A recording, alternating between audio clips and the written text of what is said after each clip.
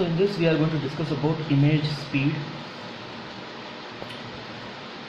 We'll take a plane mirror and there is an object or a person in front of the plane mirror at a distance L. Obviously the image will be formed on the other side. It will be a virtual image at the same distance L. This we have discussed in the previous lectures. Now let us say this person moves towards the mirror. Then what will happen to the image?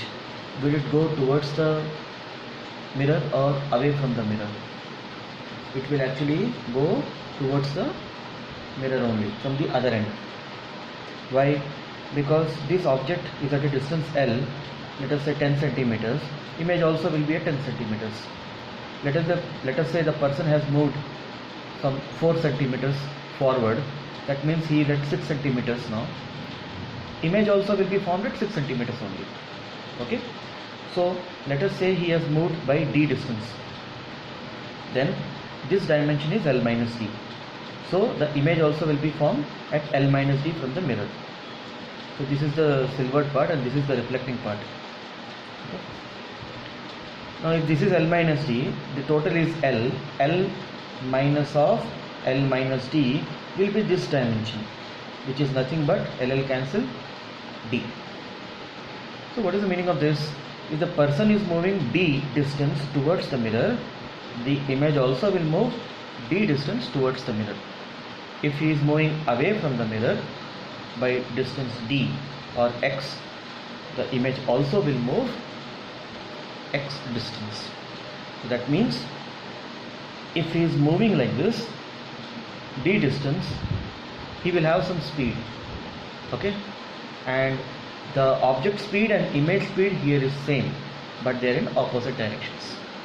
So if this person is moving with 2 meter per second, the object is moving with 2 meter per second, the image also will move with 2 meter per second, but in the opposite direction, because distance by time only you are going to get speed, right?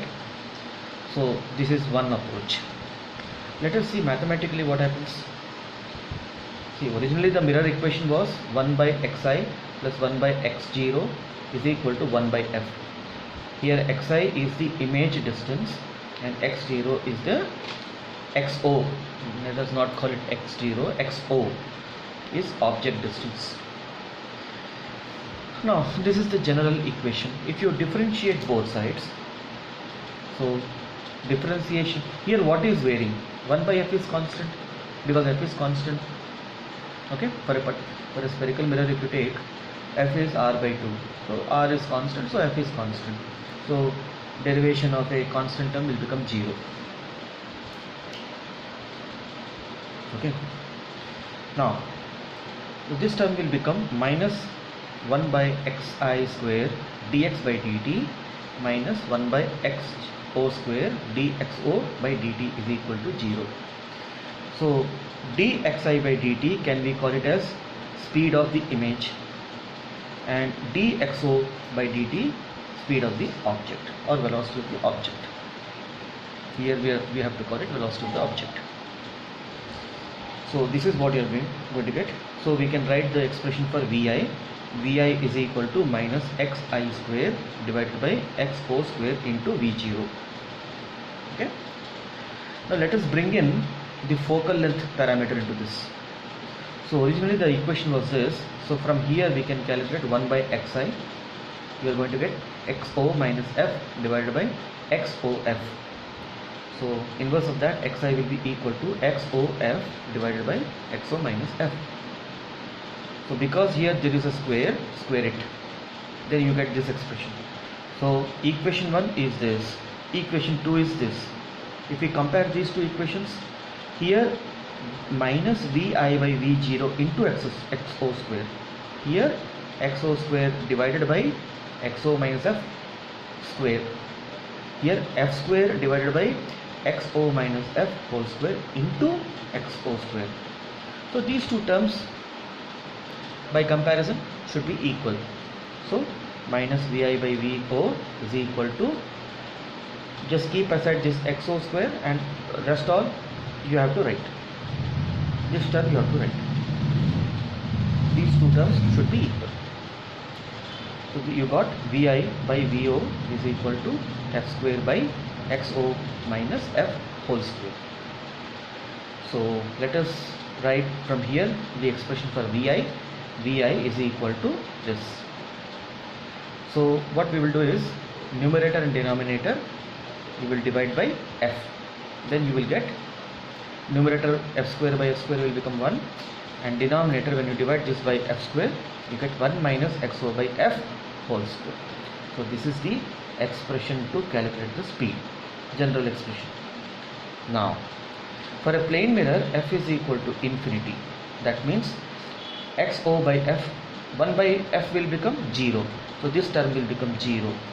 So Vi will be equal to minus V0, Vo. So even mathematically also we are getting the same thing. For plane mirror, why f is infinity means, if you take a spherical mirror, so where is f? This spherical mirror was originally like this, right? It was originally like this. It will have some radius. So half of the radius is your focal length. So smaller, it will be a mirror of smaller radius.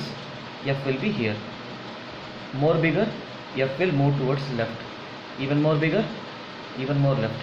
So like that, if you keep on increasing, so finally you get a, let us say, a straight mirror. So can we say that for a straight mirror, R will be almost equal to infinity? If R is infinity, R by 2 also will be infinity, F will be infinity. Just you need to imagine. It is like this. So this my curved fingers are some spherical mirror. Okay.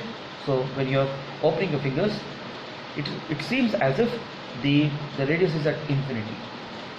Alright. So the focal length of a plane mirror will be infinity. So that's why this term will become here 0. So here you can see mathematically also we are getting that the magnitude Vi and Vo are same, but they are opposite to each other. Okay. Thank you.